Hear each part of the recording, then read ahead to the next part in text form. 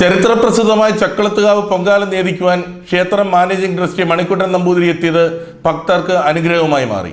തിരുവല്ല ടൗണിലും പരിസരത്തുമാണ് മണിക്കുട്ടൻ നമ്പൂതിരി പൊങ്കാല നേദിച്ചത്.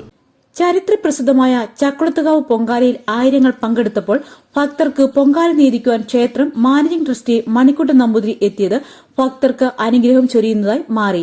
തിരുവല്ല ടൗണിലാണ് മണിക്കുട്ടൻ നമ്പൂതിരി ഭക്തർക്ക് ഇടയിലേക്ക് പൊങ്കാല നേദിക്കുവാൻ എത്തിയത്. പൊങ്കാല പാകമായതോടെ ദേവിയെ ജീവതയായി എഴുന്നള്ളിച്ചാണ് മണിക്കുട്ടൻ നമ്പൂതിരി വാദ്യമേളങ്ങളുടെ അകമ്പടിയോടെ ഭക്തർക്ക് ഇടയിലേക്ക് അനുഗ്രഹവുമായി എത്തിയത്.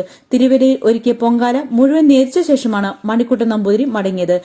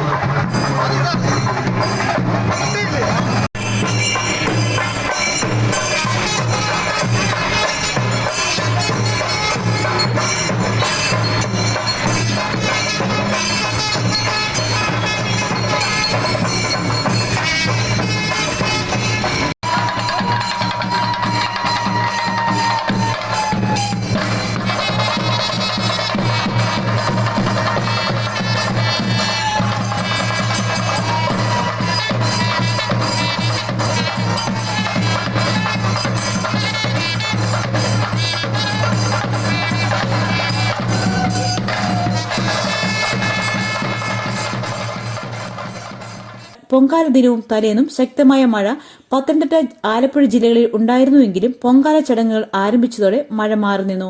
ഇതോടെ പൊങ്കാല അർപ്പിക്കുവാൻ എത്തിയ ഭക്തർ ദേവീമന്ത്രങ്ങൾ ഉരുവിട്ട് ചക്കുളത്തമ്മയ്ക്ക് നന്ദി പറയുന്ന കാഴ്ച എവിടെയും കാണാമായിരുന്നു.